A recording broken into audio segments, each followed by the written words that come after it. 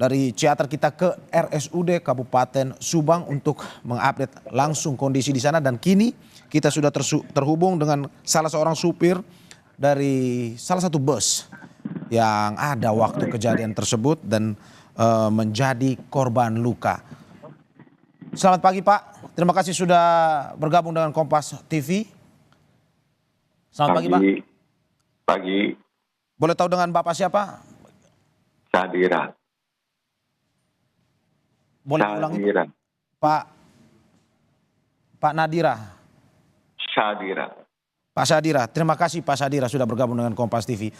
Pak, hingga saat ini bagaimana kondisi yang Pak Sadira bisa ceritakan kepada kita? Kalau kondisi saya ya sedikit tidak terlalu parah, sedikit membaik lah. Cuman perawatannya masih kurang ini. Jadi masih ada yang dirasakan, belum ada yang menangani gitu. Ya, kami doakan agar Pak Sadira bisa cepat sembuh, cepat pulih dan kembali berkumpul dengan keluarga. Pak, sedikit mungkin akan yang bisa kita tanyakan ke Pak Sadira terkait dengan waktu kejadian saat itu di malam hari Sabtu malam. Sepenglihatan Bapak, seingatan Bapak yang bisa diceritakan kepada kita bagaimana kejadian saat itu Pak? Waktu kejadian emang saya setelah habis makan sore, sekitar habis maghrib, saya akan melanjutkan perjalanan arah ke Depok. Cuman rencananya kan mau singgah dulu di rest area CM7. Nah, cuma pada saat di perempatan Ciater itu kan ada kendaraan lalu lalang yang keluar masuk kan. Jadi saya berhenti di situ ngerem. Nah, itu langsung saya tahan rem tangan dengan persneling spray, ya kan. Sambil nginjek rem sambil tidak terlalu jalan. Lalu setelah saya masuk itu saya lihat kondisi angin tahu habis gitu. Nah, pada saat itulah saya sudah hilang kendali untuk mencari penyelamat. Biasanya kan sudah ada antisipasi jalur yang nanjak ke atas itu kan. Nah, ternyata kan di situ tidak ada. Dalam pemikiran saya kalau saya teruskan melalui jalan raya, otomatis banyak kendaraan yang tersambar. Akhirnya saya punya inisiatif harus ngebuang. Nah, di depan saya lihat ada tiang listrik agar kendaraan bus itu berhenti. Terpaksa saya putar ke kanan gitu. Dan setelah itu saya sudah tidak tahu apa yang terjadi lagi. Cuma begitu untuk ingatan saya pada saat kejadian. Karena kalau saya teruskan untuk melalui jalan raya itu akan terjadi hal-hal yang banyak akan terjadi gitu. Karena di depan saya lihat ada sepeda motor sekitar 5 rombongan, saya klakson dia tidak mau minggir. Akhirnya saya terpaksa ngebuang ke kanan untuk menyelamatkan daripada lebih banyak korban yang di depan, lebih baik untuk menghindari kecelakaan yang lebih banyak. Jadi saya mengambil spasi ya terpaksa saya buang ke kanan gitu untuk agar kendaraan bis itu berhenti. Ya Pak, mungkin yang kita ketahui saat ini dari informasi yang beredar bahwa ada 3 bus jumlah dalam rombongan tersebut. Apakah itu sesuai dengan fakta yang Bapak lihat, sesuai dengan kondisi di lapangan, sesuai dengan kondisi saat itu bahwa memang ada 3 bus atau berapa sebenarnya? Dan waktu itu kecelakaannya bus yang mengalami kecelakaan ada di bus yang keberapa, rombongan yang keberapa? Dan saat itu Bapak juga mengendarai bus di rombongan yang nomor berapa? Memang betul, semuanya 3 bus. Saya hanya di 1. bis 2 dan bis 3 dia sudah melanjutkan perjalanan lebih dulu gitu. Karena masih ada kendalaan yang setelah rest area istirahat di rumah makan Bang Jun, ya kan. Nah, saya masih nahan di situ, masih ada yang ditunggu. Setelah maju ya, saya bis yang pertama, di bis yang pertama. Oke, oke Pak. Mungkin bisa diceritakan sedikit Pak dari kondisi, mungkin Bapak sedikit mengetahui yang bisa Bapak ceritakan kepada kita, ini kondisi para korban yang ada dalam bis yang Bapak bawa saat itu. Apakah mungkin Bapak tahu, Bapak bisa saat itu mungkin melihatnya atau bisa diceritakan kepada kita? Saya tidak melihat korban sama sekali Pak, karena pada saat itu saya tergencet Pak. Jadi korban yang diselamatkan pun saya tidak tahu gitu. Karena saya terakhir untuk evakuasi. Nah, setelah korban yang lainnya sudah dievakuasi gitu. Karena posisi saya tergencet bis. Tidak bisa ditarik. Ya, baik Pak. Pak, berarti saat ini kondisi Bapak di RSUD Subang saat ini rawat jalan, dan boleh update sedikit kepada kita Pak terkait dengan kondisi Bapak saat ini dan perawatannya apa saja yang diberikan kepada Bapak? Untuk perawatan di sini saya belum ada perawatan apa-apa, ini baru dikasih betadin sama infus saja. Ya. Belum ada perawatan. Nah.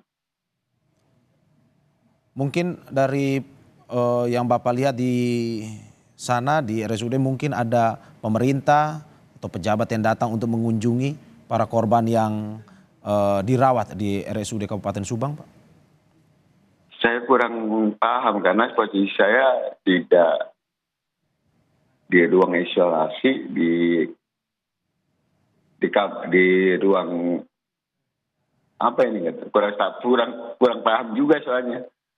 Untuk keamanan mungkin di sini masih ada, tiap jam, tiap menit ada aja gitu. Ya. Dari pihak kepolisian gitu, dari aparat. Ya Pak. Pak, sedikit kembali ke soal bus tersebut, kecelakaan tersebut Pak. Dari bus yang Bapak kendarai, apakah memang ini adalah bus yang sering Bapak kendarai sehari-hari, ataupun pada saat memang ada yang memesan bus tersebut harus Bapak yang kendarai, atau memang ini bisa dikendarai oleh pengemudi atau supir mana saja Pak? Dan sudah berapa lama Bapak mengendarai bus ini?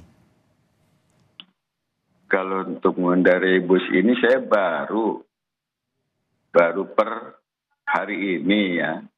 Untuk kendala penyakitnya saya belum bisa mengetahui. Bis yang istilahnya kendala-kendala yang lainnya saya belum mengetahui karena bis ini baru saya pegang gitu. Kalau untuk histori Bapak sebagai atau rekam jejak Bapak sebagai seorang supir bis Pak, sudah berapa lama Bapak menjadi seorang supir bis? Saya menjadi seorang supir dari tahun 96.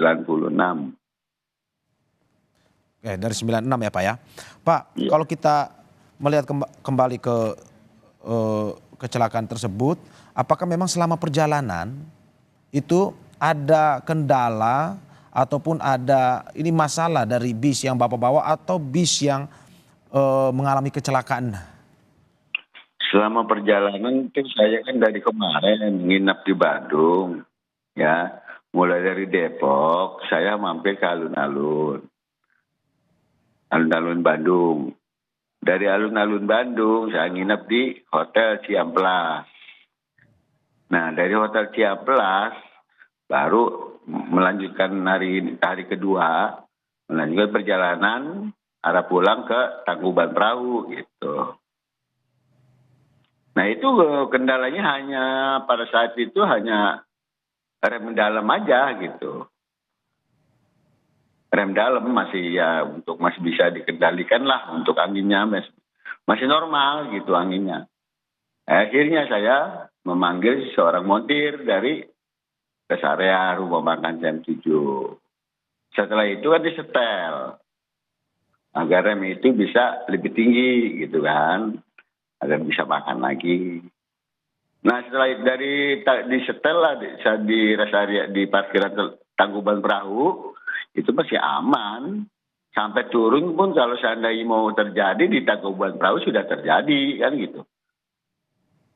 Kalau memang rem itunya anginnya habis gitu. Ternyata setelah diperbaiki dari Tangkuban Perahu ya alhamdulillah aman sampai di rumah makan Bang Jun. Oke, Pak, Hanya itu aja. apakah mungkin sebelumnya yang Bapak lihat atau terkait dengan kondisi bus tersebut, apakah memang sebelumnya sudah diperiksa Pak sebelum melakukan perjalanan itu? Ada pemeriksaan yang lebih intensif kepada bus itu terkait dengan mesinnya, terkait dengan teknisnya? Apakah memang dilakukan atau pada saat itu bis posisi sudah ready, sudah siap dan Bapak tinggal mengendarainya? Emang pada saat itu emang semua ready untuk perjalanan bis semua. Setiap akan perjalanan menuju Bandung, seluruh unit itu selalu dicek. Mulai dari kapas rem, mesin, kopling, semua sesuatunya sudah dikendalikan dari kantor. Berarti Ya, kantor saat itu melaporkan kepada Bapak bahwa bus dalam keadaan siap atau layak siap jalan gitu. Karena memang pada saat itu udah semua dari kantor sudah dicek gitu. Oke. Dan saya pun kalau setiap mau berangkat apa kekurangannya selalu saya lapor kantor gitu. Ya, Pak, saat ini polisi sedang melakukan olah TKP di tempat kejadian perkara. Bapak sebagai pengendara dan juga saksi, apakah mungkin dari pihak polisian sudah menelpon ataupun meminta keterangan dari Bapak terkait dengan kronologis kejadian yang Bapak lihat saat itu untuk keperluan olah TKP? Dari kejadian pertama pun mungkin polisi sudah meminta keterangan, siap udah berapa kali gitu. Setiap menjaga tiket ya kan, untuk yang menjaga saya di sini selalu minta keterangan. Oke, ya jadi polisi sudah meminta keterangan untuk keperluan olah TKP ini ya Pak ya, dan pada akhirnya sudah Bapak pun sudah memberikan keterangan tersebut kepada polisi. Pak, terima kasih banyak atas informasinya, pernyataannya kepada Kompas TV. Kita berharap Bapak segera lekas pulih dan juga bisa berkumpul bersama keluarga kembali. Sekali lagi terima kasih Pak. Ya.